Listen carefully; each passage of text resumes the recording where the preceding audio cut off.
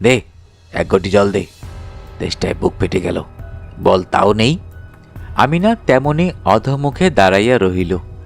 কয়েক মুহূর্ত অপেক্ষা করিয়া গফুর যখন বুঝিল গৃহে তৃষ্ণার জল পর্যন্ত নাই, তখন সে আর আত্মসংবরণ করিতে পারিল না। দ্রুতপদে কাছে গিয়া ঠাস করিয়া সশব্দে তাহার গালে এক চর কষাইয়া দিয়া কহিল, মুখ পোড়া আরামজাদা মেয়ে, সারাদিন তুই করিস কি? এত লোকে মরে, তুই মরিস নে?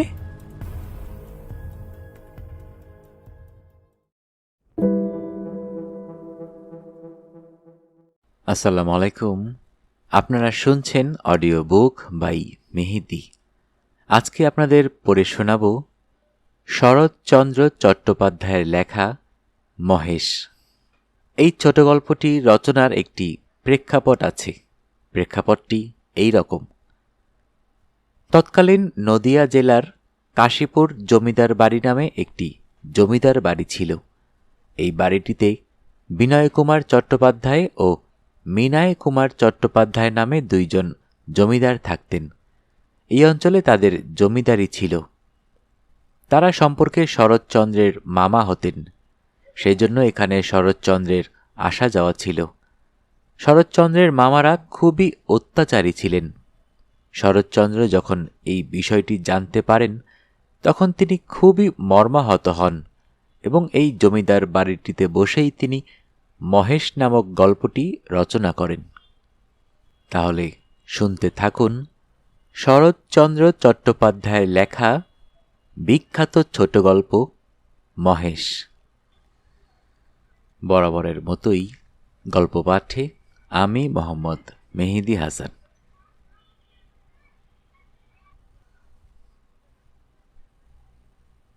গ্রামের নাম কাশীপুর। গ্রাম ছোট, জমিদার আরও ছোট, তবু দাপটে তার প্রজারা টু শব্দটি করিতে পারে না, এমনই প্রতাপ। ছোট ছেলের জন্মতিথি পূজা। পূজা সারিয়া তর্করত্ন দ্বিপ্রহর বেলায় বাটি ফিরিতেছিলেন। বৈশাখ শেষ হইয়া আসে, কিন্তু মেঘের ছায়াটুকু কোথাও নাই। অনাবৃষ্টির আকাশ হইতে যেন আগুন ঝরিয়া পড়িতেছে। সম্মুখের দিগন্ত জোড়া মাঠখানা জ্বলিয়া পুড়িয়া ফুটিফাটা হইয়া আছে, আর সেই লক্ষ ফাটল দিয়া ধরিত্রীর বুকের রক্ত নিরন্তর ধোঁয়া হইয়া উড়িয়া যাইতেছে। অগ্নিশিখার মতো তাহাদের সর্পিল ঊর্ধ্বগতির প্রতি চাহিয়া থাকিলে মাথা ঝিমঝিম করে, যেন নেশা লাগে। ইহারই সীমানায় পথের ধারে গফুর জোলার বাড়ি। তাহার মাটির প্রাচীর পড়িয়া গিয়া প্রাঙ্গণ আসিয়া পথে মিশিয়াছে এবং অন্তঃপুরের লজ্জা সম্ভ্রম প্রতীকের করুণায় আত্মসমর্পণ করিয়া নিশ্চিন্ত হইয়াছে। পথের ধারে একটা পিটালি গাছের ছায়ায় দাঁড়াইয়া তর্করত্ন উচ্চকণ্ঠে ডাক দিলেন, ওরে ও গফরা, বলি ঘরে আছিস? তার বছর দশেকের মেয়ে দুয়ারে দাঁড়াইয়া সাড়া দিল। কেন বাবাকে? বাবার যে জ্বর। জ্বর? রেগে দে হারামজাদাকে, পাষণ্ড ম্লেচ্ছ। হাক ডাকে গফুর মিয়া ঘর হইতে বাহির হইয়া জ্বরে কাঁপিতে কাঁপিতে তাহার কাছে আসিয়া দাঁড়াইল। ভাঙা প্রাচীরের গা ঘেঁষিয়া একটা পুরাতন বাবলা গাছ, তাহার ডালে বাঁধা একটা সার। তর্করত্ন দেখাইয়া কহিলেন, ওটা হচ্ছে কি শুনি? এ দুর্গা, ব্রাহ্মণ জমিদার, সে খেয়াল আছে? তার মুখখানা রাগে ও রৌদ্রের ঝাঁজে রক্তবর্ণ, সুতরাং সে মুখ দিয়া তপ্ত খরবাক্যই বাহির হইবে। কিন্তু হেতুটা বুঝিতে না পারিয়া গফুর শুধু চাহিয়া রহিল। তর্করত্ন বলিলেন, সকালে যাবার সময় দেখে গেছি বাধা, দুপুরে ফেরবার পথে দেখছি এমনি ঠায় বাধা। গো হত্যা হলে যে কর্তা তোকে জ্যান্ত কবর দেবে, সে বামুন নয়। কি করব বাবা ঠাউর, বড় লাচারে পড়ে গেছি। কদিন থেকে গায়ে জ্বর, দৌড়ি দৌড়ে যে 2 কোটো খাইয়ে আনবো, তা মাথা ঘুরে পড়ে যাই। তবে ছেড়ে দে না, আপনি চড়াই করে আসুক। কোথায় ছাড়বো বাবা ঠাকুর? লোকের দান এখনো সব ঝাড়া হয়নি, কামারে পড়ে। কর এখনো গাদি দেওয়া হয়নি। মাঠের আলগুলো সব জ্বলে গেল, কোথাও এক মুঠো ঘাস নেই। কার দানে মুখ দেবে, কার গাদা পেরে খাবে, কেমনে ছাড়ি বাবা ঠাকুর? তর্করত্ন একটু নরম হইয়া কহিলেন, না চারিস তো ঠান্ডায় কোথাও বেঁধে দিয়ে দুয়াটি বিচুলি ফেলে দে না, ততক্ষণ চিবুক। তোর মেয়ে ভাত রাঁধেনি, ফ্যানের জলে দে না এক গামলা খাক। গফুর জবাব দিল না। নিরুপায়ের মতো তর্করত্নের মুখের পানে চাহিয়া তাহার নিজের মুখ দিয়া শুধু একটা দীর্ঘ নিঃশ্বাস বাহির হইয়া আসিল। তর্করত্ন বলিলেন, তাও নেই বুঝি? কি করলি খর? ভাগে এবার যা পেলি সমস্ত বেচে পেটায় নম। গরুটার জন্যেও একাটি ফেলে রাখতে নেই, বেটা কসাই। এই নিষ্ঠুর অভিযোগে গফুরের যেন বাকরোধ হইয়া গেল। ক্ষণেক পরে ধীরে ধীরে কহিল, কাহন খানেক খড় এবার ভাগে পেয়েছিলাম, কিন্তু গেল সনের বকেয়া বলে কর্তামশাই সব ধরে রাখলেন। কেঁদে কেটে হাতে পায়ে পড়ে বললাম, বাবুমশাই, হাকিম তুমি, তোমার রাজত্বি ছেড়ে আর কোথায় পালাবো? আমাকে ৫-১০ বিচুলি না হয় দাও। চালে খড় নেই, একখানি ঘর, বাপ বেটিতে থাকি, তাও না হয় তাল পাতার গোজা গাজা দিয়ে বর্ষাটা কাটিয়ে দিব, কিন্তু না খেতে পেয়ে আমার মহেশ মরে যাবে। তর্করত্ন হাসিয়া কহিলেন, ইস, সাত করে আবার নাম রাখা হয়েছে মহেশ, হেসে বাঁচি নে। কিন্তু এ বিদ্রূপ গফুরের কানে গেল না। সে বলিতে লাগিল, কিন্তু হাকিমের দয়া হল না। মাস দুয়েক খোরাকের মতো দান দুটি আমাদের দিলেন, কিন্তু ব্যবাক্ষর সরকারে গাদা হয়ে গেল, ও আমার কুটুটি পেলে না। বলিতে বলিতে কণ্ঠস্বর তাহার অশ্রুভারে ভারী হইয়া উঠিল, কিন্তু তর্করত্নের তাহাতে করুণার উদয় হইল না। কহিলেন, আচ্ছা মানুষ তো তুই, কে রেখেছিস, দিবি নে? জমিদার কি তোকে ঘর থেকে খাওয়াবে নাকি? তোরা তো রামরাজত্বে বাস করিস, ছোট লোক কি না, তাই তার নিন্দে করে মরিস। গফুর লজ্জিত হইয়া বলিল, নিন্দে করব কেন বাবা ঠাকুর?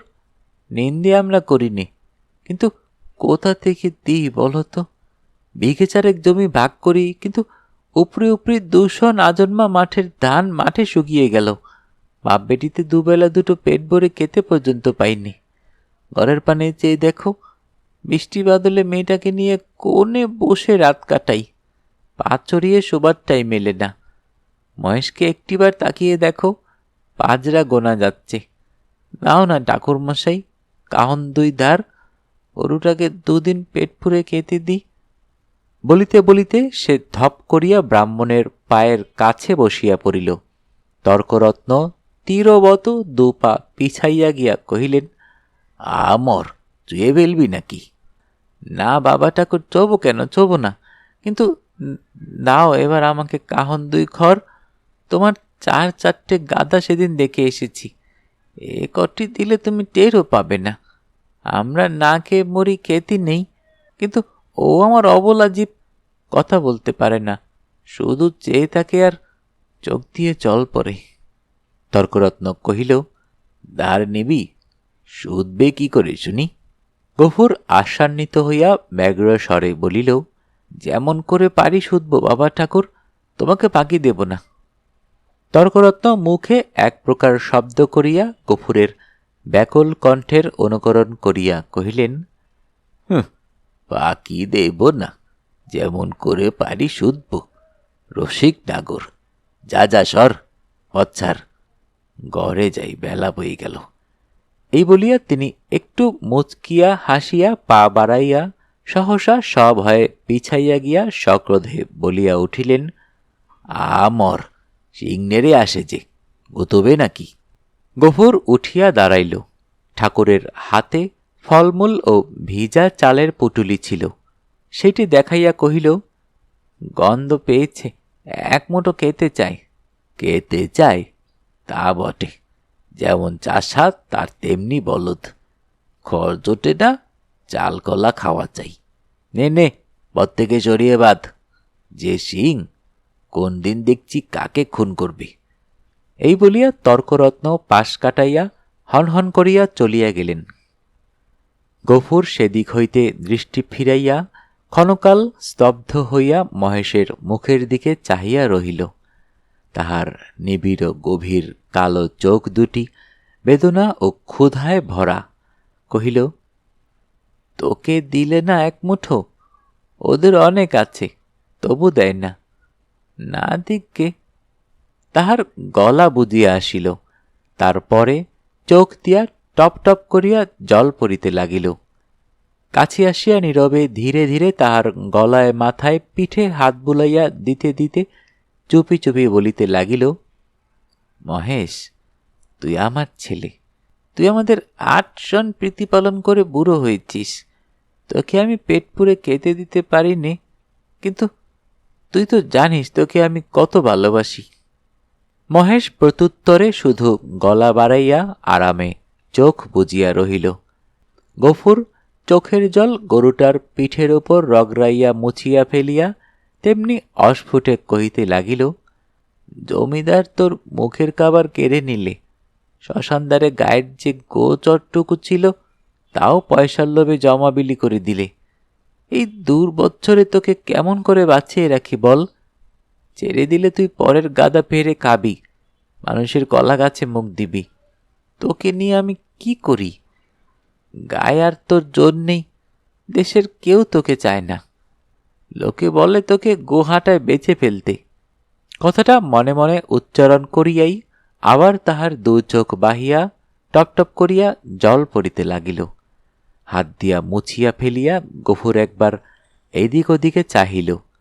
তারপরে ভাঙা ঘরের পিছন হইতে কতকটা পুরানো বিবর্ণ খড় আনিয়া মহেশের মুখের কাছে রাখিয়া দিয়া আস্তে আস্তে কহিল, নে, শিগগির করে একটু খেয়ে নে বাবা, দেরি হলে আবার। বাবা, কেন মা? ভাত খাবে, এসো। এই বলিয়া আমিনা ঘর হইতে দুয়ারে আসিয়া দাঁড়াইল। এক মুহূর্ত চাহিয়া থাকিয়া কহিল, মহেশকে আবার চাল ফেরে খড় দিয়েছ বাবা? ঠিক এই ভয়ই সে করিতেছিল। লজ্জিত হইয়া বলিল, পুরনো পচা খড় মা, আপনি জোরে যাচ্ছিল। আমি যে ভেতর থেকে শুনতে পেলাম বাবা তুমি টেনে বার করছো। না মা, ঠিক টেনে নয় বটে, কিন্তু দেয়ালটা যে পড়ে যাবে বাবা। গফুর চুপ করিয়া রহিল।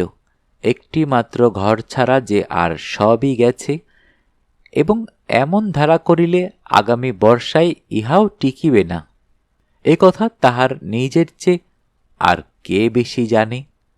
অথচ এ উপায়েই বা কটা দিন চলে। মেয়ে কহিল, হাত ধুয়ে ভাত খাবে, এসো বাবা, আমি বেড়ে দিয়েছি। গফুর কহিল, ফ্যানটুকু দে তো মা, একেবারে খাইয়ে দিয়ে যাই। ফ্যান যে আজ নেই বাবা, হাড়িতে মরে গেছে। নেই? গফুর নীরব হইয়া রহিল।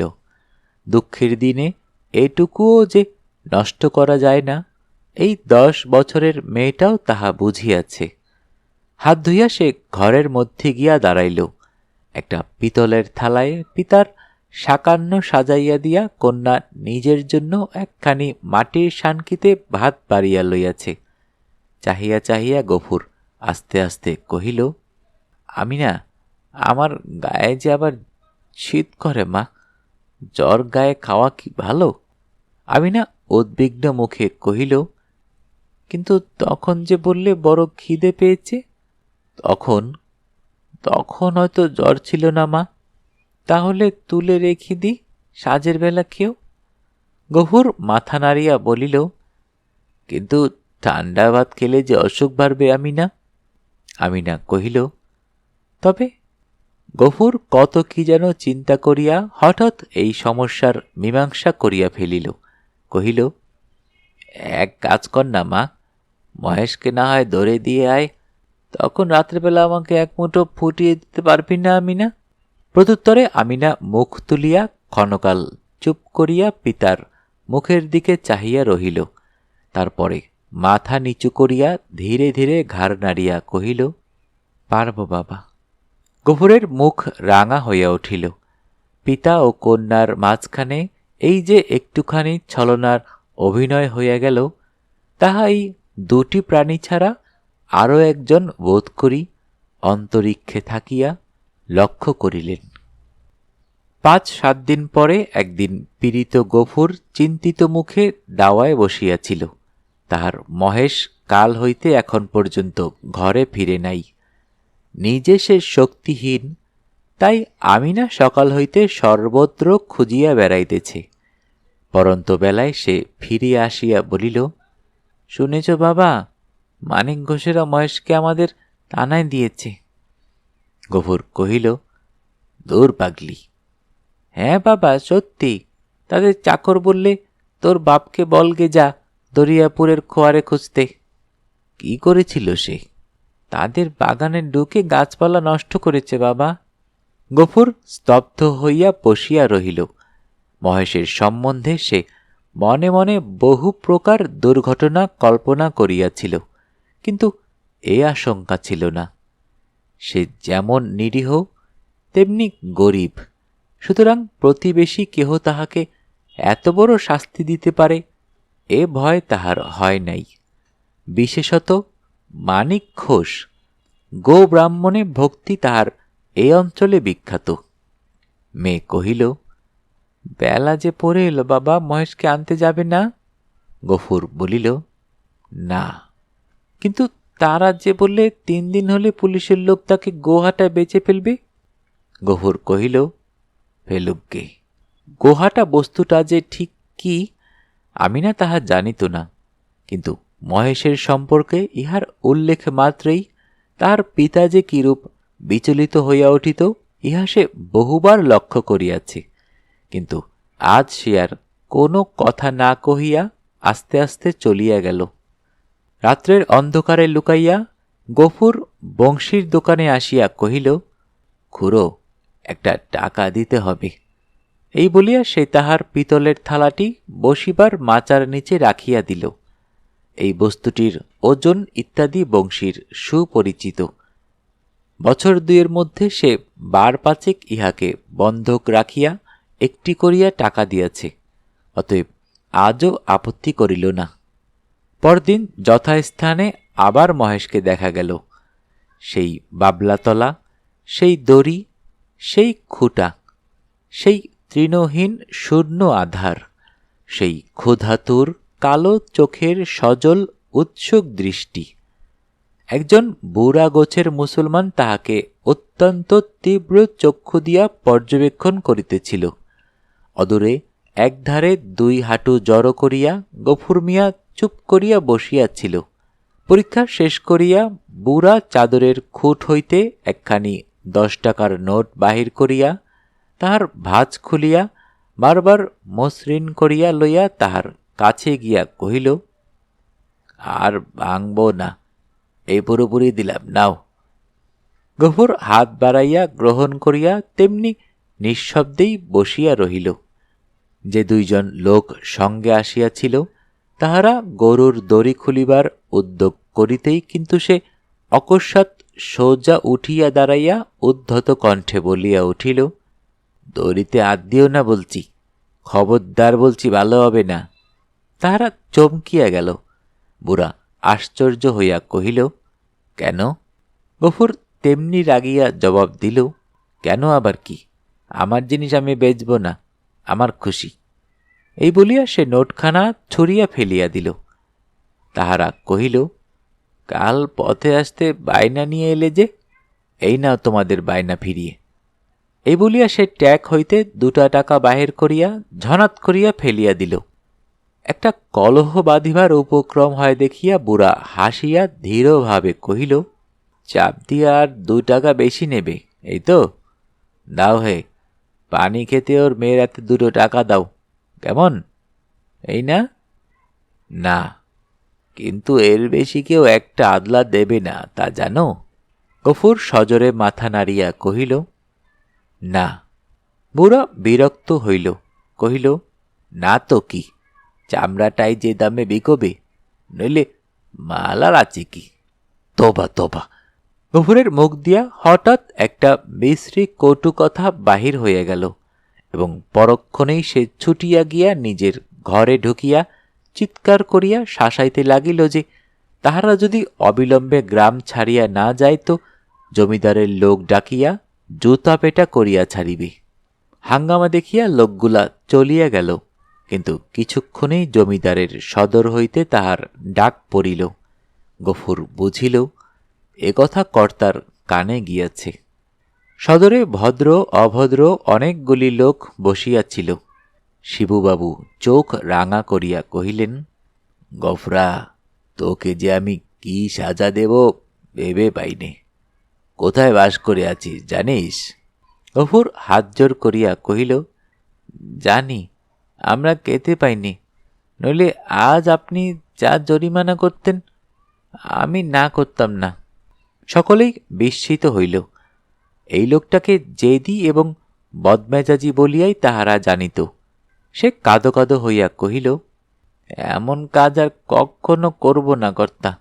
এই বলিয়া সে নিজের দুই হাত দিয়া নিজের দুই কান মলিল এবং প্রাঙ্গণের একদিক হইতে আরেক দিক পর্যন্ত নাক খত দিয়া উঠিয়া দাঁড়াইল। শিববাবু সদয় কণ্ঠে কহিলেন, আচ্ছা, যা যা, হয়েছে, আর কখনো এসব মতিবুদ্ধি করিস নে। বিবরণ শুনিয়া সকলেই কণ্টকিত হইয়া উঠিলেন এবং এই মহাপাতক যে শুধু কর্তার পূর্ণ প্রভাবে ও শাসন ভয়েই নিবারিত হইয়াছে সে বিষয়ে কাহারও সংশয় মাত্র রহিল না। তর্করত্ন উপস্থিত ছিলেন। তিনি গো শব্দের শাস্ত্রীয় ব্যাখ্যা করিলেন এবং যে জন্য এই ধর্মজ্ঞানহীন ম্লেচ্ছ জাতিকে গ্রামের ত্রিসীমানায় বসবাস করিতে দেওয়া নিষিদ্ধ তাহা প্রকাশ করিয়া সকলের জ্ঞান ও নেত্র বিকশিত করিয়া দিলেন। গফুর একটা কথার জবাব দিল না। যথার্থ প্রাপ্য মনে করিয়া অপমান ও সকল তিরস্কার সবিনয়ে মাথা পাতিয়া লইয়া প্রসন্ন চিত্তে ঘরে ফিরিয়া আসিল। প্রতিবেশীদের গৃহ হইতে ফ্যান চাহিয়া আনিয়া মহেশকে খাওয়াইল এবং তাহার মাথায়, গায়ে ও শিঙে বারবার হাত বুলাইয়া অস্ফুটে কত কথাই বলিতে লাগিল। জ্যৈষ্ঠ শেষ হইয়া আসিল। রুদ্রের যে মূর্তি একদিন শেষ বৈশাখের আত্মপ্রকাশ করিয়াছিল সেই যে কত ভীষণ, কত বড় কঠোর হইয়া উঠিতে পারে তাহা আজিকার আকাশের প্রতি না চাহিলে উপলব্ধি করাই যায় না। কোথাও যেন করুণার আভাস পর্যন্ত নাই। কখনো এই রূপের লেশমাত্র পরিবর্তন হইতে পারে, আবার কোনোদিন এ আকাশ মেঘভারে স্নিগ্ধ সজল হইয়া দেখা দিতে পারে। আজ এ কথা ভাবিতেও যেন ভয় হয়। মনে হয় সমস্ত প্রজ্বলিত নভস্থল ব্যাপিয়া যে অগ্নি অহরহ ঝরিতেছে ইহার অন্ত নাই, সমাপ্তি নাই। সমস্ত নিঃশেষে দগ্ধ হইয়া না গেলে এ আর থামিবে না। এমনই দিনে দ্বিপ্রহর বেলায় গফুর ঘরে ফিরিয়া আসিল।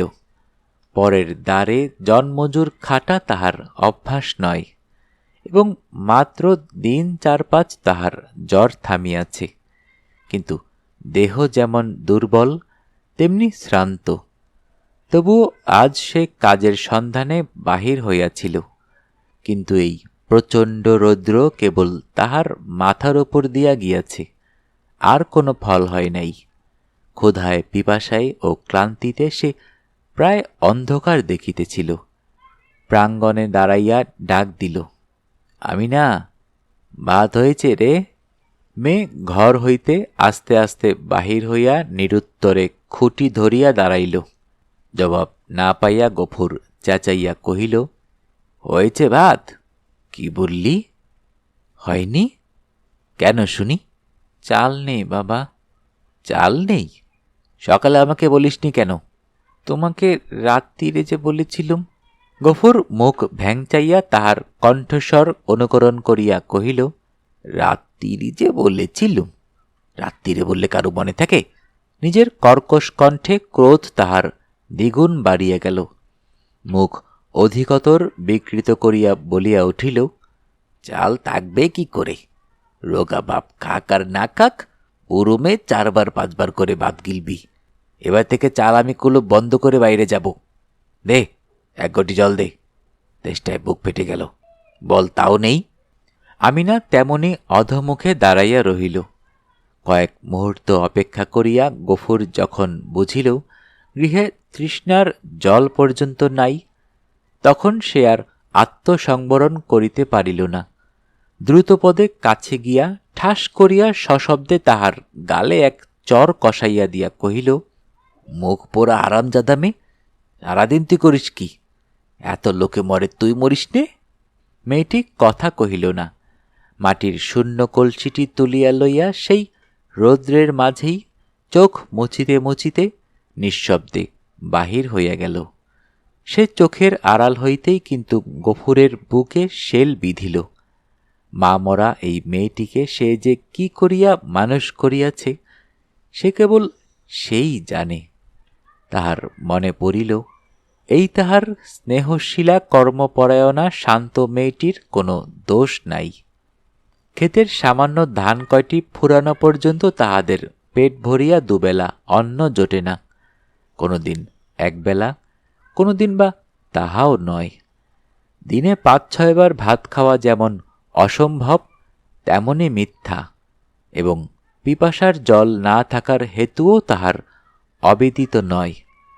গ্রামে যে 2-3টি পুষ্করিণী আছে তাহা একেবারে শুষ্ক। শিবচরণবাবুর খিরখির পুকুরে যা একটু জল আছে তাহা সাধারণে পায় না। অন্যান্য জলাশয়ের মাঝখানে 2-1টা গর্ত খুঁড়িয়া যাহা কিছু জল সঞ্চিত হয় তাহাতে যেমন কারাকারি তেমনি ভিড়। বিশেষত মুসলমান বলিয়া এই ছোট মেয়েটা তো কাছেই ঘেঁষিতে পারে না। ঘণ্টার পর ঘণ্টা দূরে দাঁড়াইয়া বহু অনুনয় বিনয়ে কেহ দয়া করিয়া যদি তাহার পাত্রে ঢালিয়া দেয় সেইটুকুই সে ঘরে আনে। এ সমস্তই সে জানে। হয়তো আজ জল ছিল না, কিংবা কারাকারির মাঝখানে কেহ মেয়েকে তাহার কৃপা করিবার অবসর পায় নাই, এমনই কিছু একটা হইয়া থাকিবে নিশ্চয়ই বুঝিয়া তাহার নিজের চোখেও জল ভরিয়া আসিল। এমনই সময়ে জমিদারের পেয়াদা যমদূতের ন্যায় আসিয়া প্রাঙ্গণে দাঁড়াইল। চিৎকার করিয়া ডাকিল, গফরা, ঘরে আছিস? গফুর তিক্ত কণ্ঠে সাড়া দিয়া কহিল, আছি। কেন? বাবু মশাই ডাকছেন, আয়। গফুর কহিল, আমার খাওয়া দাওয়া হয়নি, পরে যাব। এত বড় স্পর্ধা পেয়াদার সহ্য হইল না। সে কুৎসিত একটা সম্বোধন করিয়া কহিল, বাবুর হুকুম জুতো মারতে মারতে টেনে নিয়ে যেতে। গফুর দ্বিতীয়বার আত্মবিস্মৃত হইল। সেও একটা দুর্বাক্য উচ্চারণ করিয়া কহিল, মহারানীর রাজত্বে কেউ কারো গোলাম নয়, কাজ না দিয়ে বাস করি, আমি যাব না।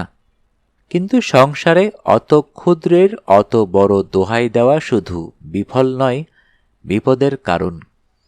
রক্ষা এই যে এত ক্ষীণকণ্ঠ অত বড় কানে গিয়া পৌঁছায় না, না হইলে তাহার মুখের অন্ন ও চোখের নিদ্রা 2 ঘুচিয়া যাইত। তাহার পরে কি ঘটিল বিস্তারিত করিয়া বলার প্রয়োজন নাই। কিন্তু ঘণ্টাখানেক পরে যখন সে জমিদারের সদর হইতে ফিরিয়া ঘরে গিয়া নিঃশব্দে শুইয়া পড়িল, তখন তাহার মুখ চোখ ফুলিয়া উঠিয়াছে। তাহার এত বড় শাস্তির হেতু প্রধানত মহেশ। গফুর বাটি হইতে বাহির হইবার পরে সেও দড়ি ছিঁড়িয়া বাহির হইয়া পড়ে এবং জমিদারের প্রাঙ্গণে ঢুকিয়া ফুলগাছ খাইয়াছে, ধান শুকাইতেছিল তাহা ফেলিয়া ছড়াইয়া নষ্ট করিয়াছে, পরিশেষে ধরিবার উপক্রম করায় বাবুর ছোট মেয়েকে ফেলিয়া দিয়া পলায়ন করিয়াছে। এরূপ ঘটনা এই প্রথম নয়, ইতিপূর্বেও ঘটিয়াছে। শুধু গরিব বলিয়াই তাহাকে মাপ করা হইয়াছিল। পূর্বের মতো এবারও সে আসিয়া হাতে পায়ে পড়িলে হয়তো ক্ষমা করা হইত, কিন্তু সে যে কর দিয়া বাস করে বলিয়া কাহারও গোলাম নয় বলিয়া প্রকাশ করিয়াছে। প্রজার মুখের এত বড় স্পর্ধা জমিদার হইয়া শিবচরণবাবু কোনো মতেই সহ্য করিতে পারেন নাই। সেখানে সে প্রহার ও লাঞ্ছনার প্রতিবাদ মাত্র করে নাই, সমস্ত মুখ বুজিয়া সহিয়াছে। ঘরে আসিয়াও সে তেমনি নিঃশব্দে পড়িয়া রহিয়াছে। ক্ষুধা তৃষ্ণার কথা তাহার মনে ছিল না, কিন্তু বুকের ভিতরটা যেন বাহিরের মধ্যাহ্ন আকাশের মতোই জ্বলিতে লাগিল। এমন কতক্ষণ কাটিল তাহার হুঁশ ছিল না, কিন্তু প্রাঙ্গণ হইতে সহসা তাহার মেয়ের আর্তকণ্ঠ কানে যাইতেই সে সবেগে উঠিয়া দাঁড়াইল এবং ছুটিয়া বাহিরে আসিতে দেখিল আমিনা মাটিতে পড়িয়া এবং বিক্ষিপ্ত ভাঙা ঘট হইতে জল ঝরিয়া পড়িতেছে, আর মহেশ মাটিতে মুখ দিয়া সেই জল মরুভূমির মতো যেন শুষিয়া খাইতেছে। চোখের পলক পড়িল না। গফুর দিক বিদিক জ্ঞান শূন্য হইয়া গেল। মেরামত করিবার জন্য কাল সে তার লাঙ্গলের মাথাটা খুলিয়া রাখিয়াছিল, তাহাই দুই হাতে গ্রহণ করিয়া সে মহেশের অবনত মাথার উপরে সজোরে আঘাত করিল। একটিবার মাত্র মহেশ মুখ তুলিবার চেষ্টা করিল, তাহার পরেই তাহার অনাহার ক্লিষ্ট শীর্ণ দেহ ভূমিতলে লুটাইয়া পড়িল। চোখের কোণ বাহিয়া কয়েক বিন্দু অশ্রু ও কান বাহিয়া ফোঁটা কয়েক রক্ত গড়াইয়া পড়িল। বার দুই সমস্ত শরীরটা তাহার থরথর করিয়া কাঁপিয়া উঠিল। তারপরে সম্মুখ ও পশ্চাতের পা দুটো তাহার যত দূর যায় প্রসারিত করিয়া দিয়া মহেশ শেষ নিঃশ্বাস ত্যাগ করিল। আমিনা কাঁদিয়া উঠিয়া বলিল, কি করলে বাবা, আমাদের মহেশ যে মরে গেল। গফুর নড়িল না, জবাব দিল না, শুধু নির্নিমেষ চক্ষে আর এক জোড়া নিমেষহীন গভীর কালো চোখের পানে চাহিয়া পাথরের মতো নিশ্চল হইয়া রহিল। ঘণ্টা দুয়ের মধ্যে সংবাদ পাইয়া গ্রামান্তের মুচির দল আসিয়া জুটিল। তাহারা বাঁশে বাঁধিয়া মহেশকে ভাগারে লইয়া চলিল। তাহাদের হাতে ধারালো চকচকে ছুরি দেখিয়া গফুর শিহরিয়া চক্ষু মুদিল, কিন্তু একটা কথাও কহিল না। পাড়ার লোকে কহিল, তর্করত্নের কাছে ব্যবস্থা নিতে জমিদার লোক পাঠিয়েছেন প্রাচীর তীরের খরচ জোগাতে, এবার তোকে না ভিটে বেচতে হয়। গফুর এ কথারও উত্তর দিল না, দুই হাঁটুর ওপর মুখ রাখিয়া ঠায় বসিয়া রহিল। অনেক রাত্রে গফুর মেয়েকে তুলিয়া কহিল, আমিনা, চল আমরা যাই। সে দাওয়ায় ঘুমাইয়া পড়িয়াছিল। চোখ মুছিয়া উঠিয়া বসিয়া কহিল, কোথায় বাবা? গফুর কহিল, ফুলবেড়ের চটকলে কাজ করতে। মেয়ে আশ্চর্য হইয়া চাহিয়া রহিল। ইতিপূর্বে অনেক দুঃখেও পিতা তাহার কলে কাজ করিতে রাজি হয় নাই। সেখানে ধর্ম থাকে না, মেয়েদের ইজ্জত আব্রু থাকে না, একথা সে বহুবার শুনিয়াছে। গফুর কহিল, দেরি করিস নে মা, চল, অনেক পথ হাঁটতে হবে। আমি না জল খাইবার ঘটি ও পিতার ভাত খাইবার পিতলের থালাটি সঙ্গে লইতেছিল। গফুর নিষেধ করিল, ওসব থাক মা, ওতে আমার মহেশের প্রাচিত্তির হবে। অন্ধকার গভীর নিশীতে সে মেয়ের হাত ধরিয়া বাহির হইল। এই গ্রামে আত্মীয় কেহ তাহার ছিল না, কাহাকেও বলিবার কিছু নাই। আঙিনা পার হইয়া পথের ধারে সেই বাবলাতলায় আসিয়া সে থমকিয়া দাঁড়াইয়া সহসা হু হু করিয়া কাঁদিয়া উঠিল। নক্ষত্রখচিত কালো আকাশে মুখ তুলিয়া বলিল, আল্লাহ, আমাকে যত খুশি সাজা দিও, কিন্তু মহেশ আমার তেষ্টা নিয়ে মরেছে। তার চোরে খাবার এতটুকু জমি কেউ রাখিনি। যে তোমার দেওয়া মাঠের ঘাস, তোমার দেওয়া তেষ্টার জল তাকে খেতে দেয়নি, তার কসুর তুমি যেন কখনো মাপ করো না।